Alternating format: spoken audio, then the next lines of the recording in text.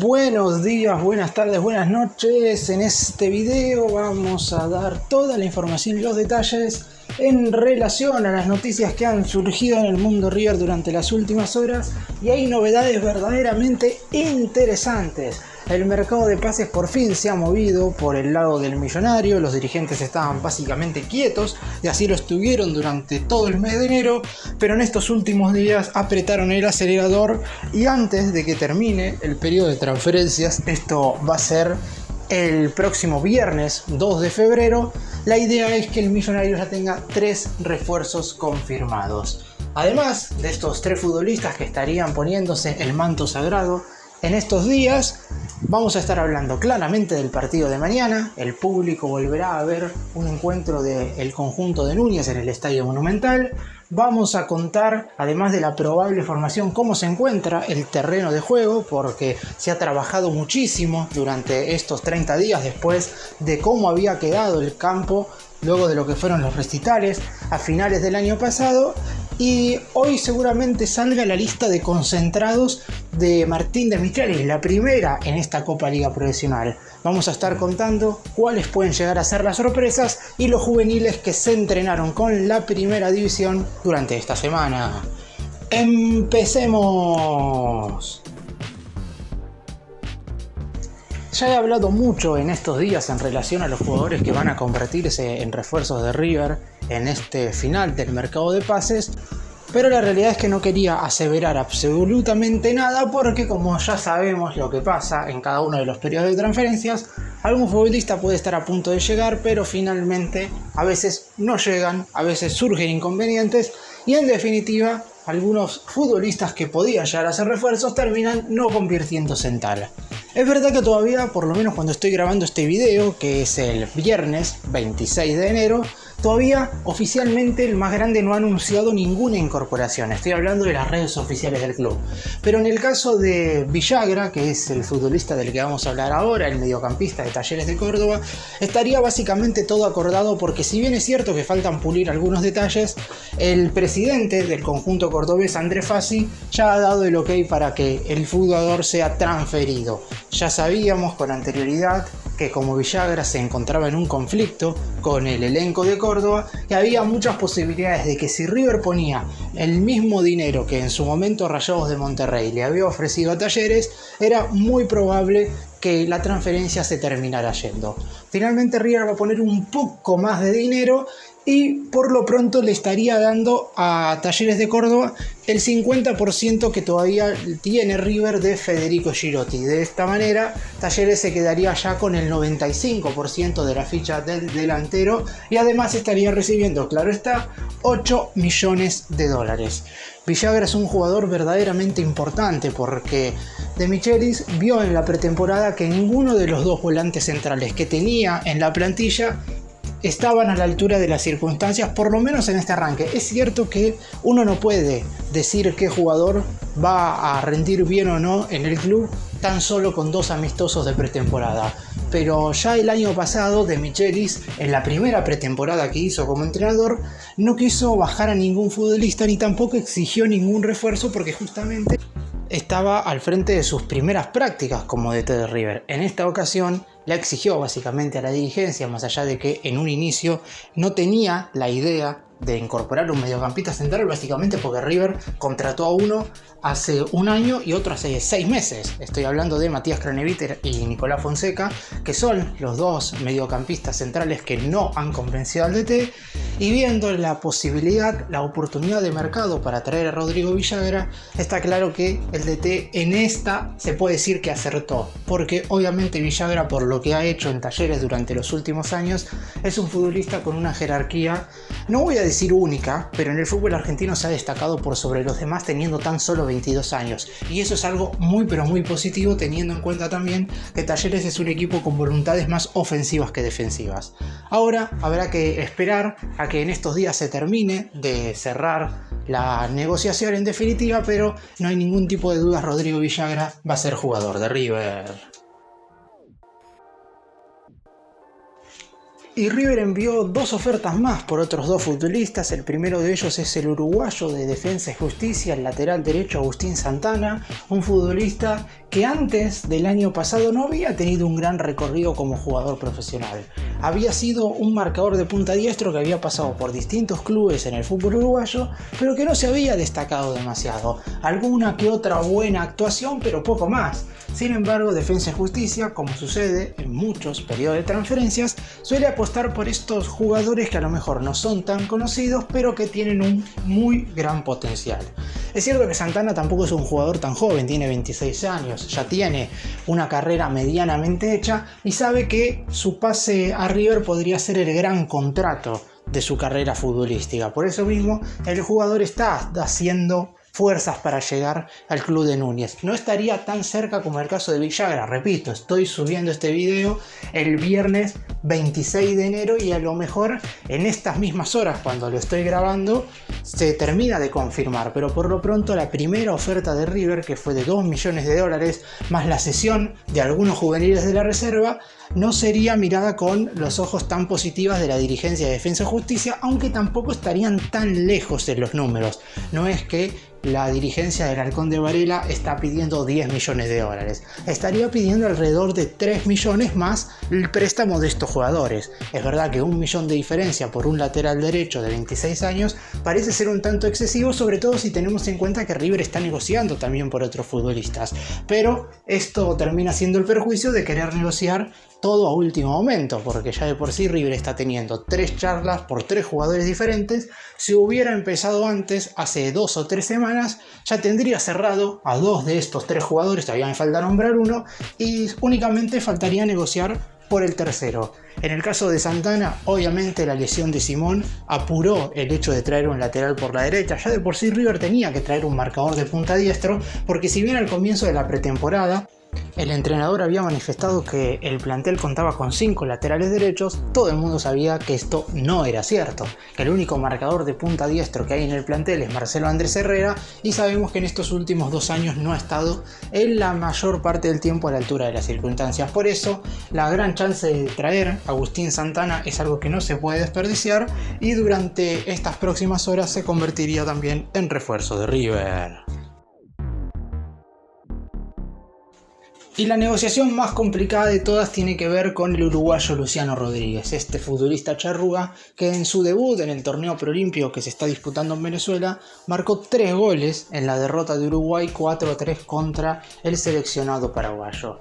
¿Por qué es más complicado? Más allá de que va a haber que poner más dinero, quizás el impedimento no recae exclusivamente en lo económico, sino que el 31 de enero cierra el mercado de pases en Europa y el Liverpool de Uruguay, que es el dueño de los derechos federativos del jugador, va a querer esperar hasta ese momento para ver si aparece algo desde el viejo continente. Las versiones dicen que podría llegar una oferta del Feyenoord de los Países Bajos por alrededor de 11 millones de euros por el 70% del pase, y también dejaría al futbolista hasta mitad de año. En caso de que esa propuesta aparezca, obviamente el más grande no va a poder competir, no porque no tenga el dinero, pero está claro que River no va a poner 11 millones de dólares por un jugador y dejarlo 6 meses en el equipo de Uruguay.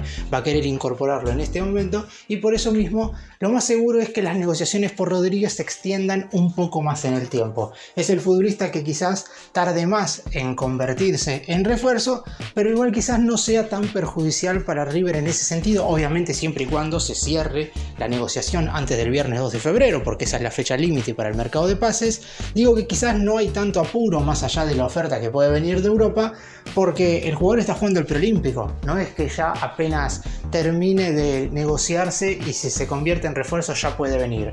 Una vez acabe la participación de Uruguay en el campeonato que se está llevando a cabo en el norte del continente sudamericano, recién ahí va a poder volver primero a Uruguay para cerrar algunos detalles de su salida con el Liverpool y posteriormente llegar al millonario. En principio se dice que River ofertó 7 millones de dólares por el 60% del pase. Liverpool pretende un par de millones más por esa ficha, teniendo en cuenta que el jugador está valuado en alrededor de 20 millones de dólares. A mí me parece que si River ofrece 10 millones por el 50%, que sería lo lógico según el valor que le puso el Liverpool, se lo terminaría quedando más allá de la oferta del Feyenoord. Caso caso contrario, lo que deberá hacer la dirigencia de River es esperar a que cierre el mercado en Europa, que es el próximo 31 de enero, y después, con las 48 horas que todavía van a quedar para negociar, de esa forma ahí tratar de cerrar a Rodríguez, sabiendo que Liverpool no lo va a poder transferir al viejo continente y que los buenos números que está ofreciendo el millonario podrían ser suficientes para terminar de contratarlo. Y vamos a dejar un poco de lado lo que tiene que ver con el mercado de pases para enfocarnos en el partido de mañana. River estará debutando este domingo desde las 19 horas frente a Argentinos Juniors en el Estadio Monumental por la jornada número 1 de la zona A de la Copa Liga Profesional, en un duelo en el cual el público del millonario volverá a reencontrarse con su gente después de casi 3 meses. La última vez fue aquel 4 de noviembre del año pasado, cuando el millonario cayó 2-1 contra Huracán y perdió esa racha histórica de más de 20 victorias consecutivas en Núñez. Pero hablando más específicamente ahora de lo que va a hacer el equipo, De Michelis tendría una sola duda en la parte defensiva. Y es una duda bastante importante porque dependiendo de quién juegue va a depender del movimiento del otro futbolista. Después de mitad de cancha hacia adelante, más o menos el equipo estaría confirmado. Si bien es verdad que yo en algunas cuestiones tengo algunas dudas, o por lo menos yo realizaría algunos cambios como para que otros futbolistas pudieran tener minutos, la realidad es que por lo menos el DT pone un equipo medianamente lógico, teniendo en cuenta que no va a tener a disposición ni al Diablito Echeverri, ni a Pablo Solari, ni tampoco a Sebastián Boselli, los tres jugando el torneo preolímpico en Venezuela, y tampoco van a estar disponibles por lesión Santiago Simón ni Manuel Lanzini. Dejo de lado lo que fue la lesión del Piti Martínez, porque no solamente no va a estar disponible en este partido, sino que no va a estar a disposición para el TT durante todo el semestre. Vamos a el probable 11 de River en el debut en la Copa Liga Profesional frente a Argentinos Juniors. En el arco estaría el capitán del equipo, Franco Armani. La línea de 4 defensores estaría conformada por Marcelo Andrés Herrera como lateral por la derecha. Paulo Díaz va a jugar seguro y la única duda sería quién acompaña al chileno en la saga, si González Pires o Ramiro Funes Mori. Dependiendo de quién juegue, veremos dónde termina desempeñándose Paulo Díaz. Si juega González Pires, Paulo Díaz será segundo zaguero. Si juega Ramiro Funes Mori, Paulo Díaz será primer marcador central. Después, el resto de los jugadores estarían medianamente confirmados. Como lateral izquierdo va a jugar Enzo Díaz. En la mitad de la cancha, el doble 5 lo estarían conformando Matías Craneviter y Rodrigo Aliendro. Más adelante, como volantes ofensivos detrás de la referencia de área, estarán Nacho Fernández, Facundo Colidio y Ezequiel Barco. El centro delantero, el centro atacante del equipo, sería Miguel Ángel Borja. ¿Y por qué dije que, si bien la confirmación del equipo parecería estar establecida, yo no estaría del todo de acuerdo con el 11? Porque a mi entender quien debería ser titular es Franco Mastantuono. Si tenemos en cuenta el equipo que cerró el trofeo de campeones a finales del año pasado y que jugó quizás el mejor partido en el segundo semestre cuando le ganó 2-0 a Rosario Central en el Estadio Único Madre de Ciudades, al faltar el Diablito Echeverri, para mí el reemplazante debería ser Mastantuono. Es cierto que Nacho Fernández es un jugador que si está bien es importante, pero mismo en ese cotejo se destacó ingresando en el segundo tiempo, convirtiendo el tanto en la segunda parte para que River pudiera definir la historia y ganar un nuevo trofeo. Por eso mismo me parece que Mastantuono debería estar entre los 11. Lo que sí va a estar es en el banco de suplentes. No salió todavía la lista de concentrados en el momento en el cual estoy grabando este video, por lo que no lo puedo aseverar, pero me parecería muy extraño que este futbolista, teniendo en cuenta que ingresó en los dos cotejos amistosos frente a los equipos mexicanos en los Estados Unidos, que no forme parte de la nómina de citados. Es un jugador que claramente está por encima de la media, obviamente hablando de futbolistas de 16 años. Además se convertiría, en caso de sumar minutos, en el tercer jugador más joven en debutar en toda la historia del millonario. Mastantuono es un diamante en bruto y River tiene que saber utilizarlo de la manera correcta. Claro está, esto recae en el DT, tendrá una responsabilidad muy grande de Michelis, que debe no hacerlo correr tan desde atrás en la consideración como lo hizo con el Diablito Echeverri el año pasado, ni tampoco tiene que darle toda la presión para que juegue y sea el salvador del equipo.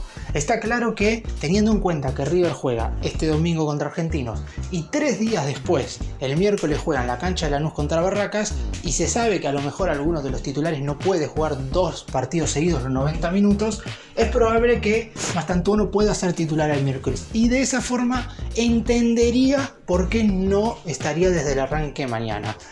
¿Por qué digo que debe ser titular? Porque yo creo que en cuanto le den la posibilidad, se gana un lugar en el Los 11 jugando pocos minutos. Es verdad que la presión será distinta en el Monumental, pero los hinchas lo van a apoyar y también le van a tener la paciencia necesaria. Por eso me parece que, ante lo que ya es la venta del Diablito Etcheverry, en quien los hinchas habían depositado muchas esperanzas y muchas de ellas se van desvaneciendo con el tiempo, ahora Mastantuono aparece como la siguiente gran joya del club y River tiene que sacar el mayor provecho en este momento futbolístico y en un futuro obviamente también económico.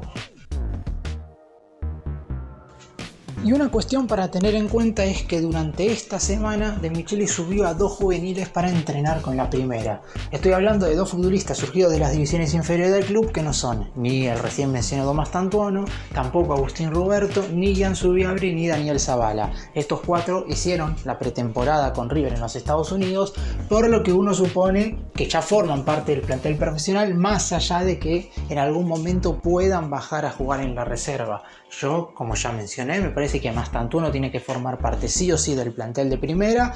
Ruberto, hasta que no venga un delantero, tiene que ser el suplente de Borja. Subiabre tiene que ser una opción en el banco. Al único al cual bajarían a la reserva, por el hecho de que River ya tiene 4 defensores centrales, es a Zavala, pero lo mantendría ahí, bien preparado para cuando pueda llegar a jugar, porque es un zaguero que por lo menos a mí me gusta mucho. Pero los 2 juveniles que subieron a entrenar con la primera fueron Ulises Jiménez, uno que se estimaba que podía llegar a estar con el plantel de primera en los Estados Unidos, pero que finalmente no viajó, y después Jonas Luna. Obviamente uno cree que cuando se sumen los refuerzos que mencioné al principio, dejarán a algunos de estos pibes ya definitivamente entrenarse con la reserva, teniendo en cuenta que hicieron la pretemporada con el equipo que dirige Escudero. Se quedaron acá en Argentina y no viajaron a los Estados Unidos.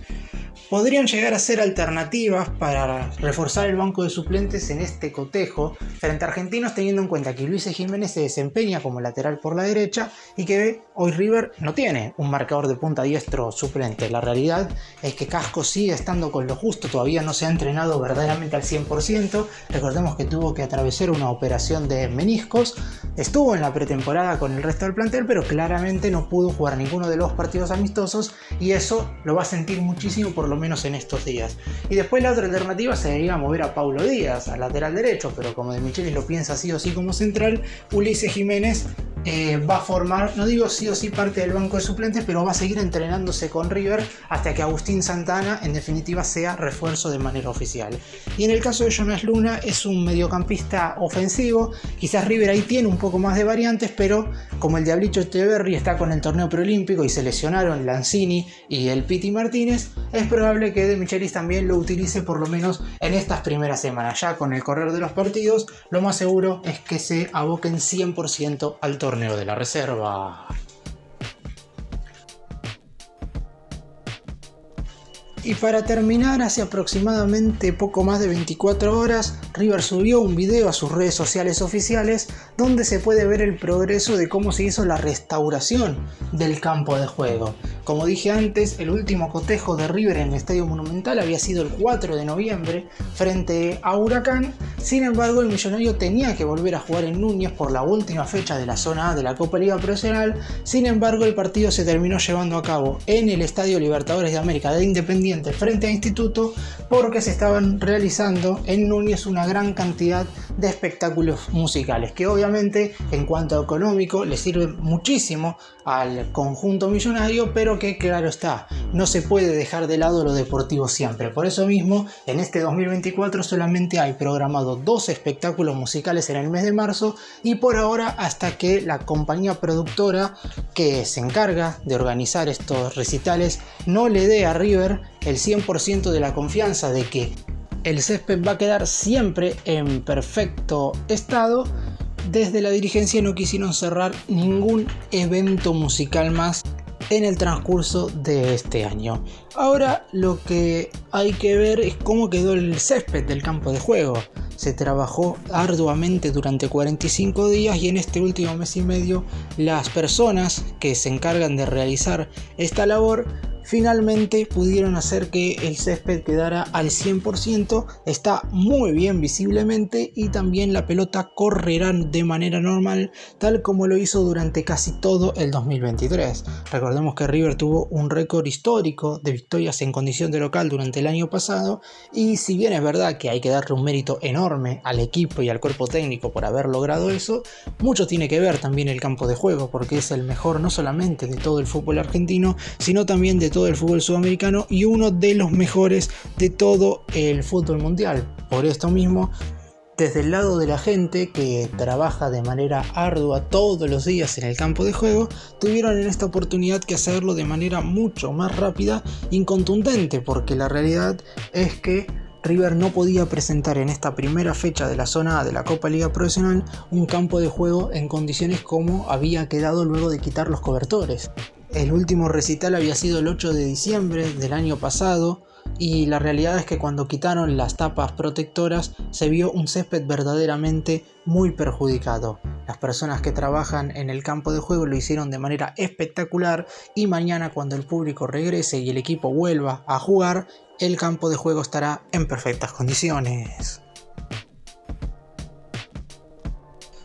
Para cerrar y hacer un breve resumen de todo lo que hablé en este video, haciendo referencia más que nada a los dos temas más importantes que tienen que ver con los refuerzos y posteriormente la formación y el partido de River de mañana, está claro que las incorporaciones llegan tarde. Por lo menos las de Villagra y las de Santana, porque en el caso de Luciano Rodríguez, obviamente siempre va a haber que esperar hasta que termine el preolímpico y hoy por hoy todavía no está muy segura esa incorporación. Pero en el caso del jugador de Talleres y del futbolista de Defensa y Justicia, River podría haber empezado a negociar hace aproximadamente 2 semanas. Quizás no como para que los jugadores fueran a la pretemporada en los Estados Unidos, pero sí mínimamente para que cuando el plantel regresara se encontrara con estas dos nuevas caras. Esto no sucedió, hubo que trabajar a contrarreloj. Por suerte los refuerzos, en mi opinión, son buenos. Villagra y Santana son buenos futbolistas y le van a servir mucho a River en este 2023. En cuanto al cotejo de mañana, clave empezar ganando, no solamente para regalarle un triunfo a la gente, sino porque ya hay que ponerse en la cabeza que comienza un torneo oficial y el Millonario tiene que pelear para intentar coronarse con la Copa Liga Profesional y de local obviamente no se pueden perder puntos.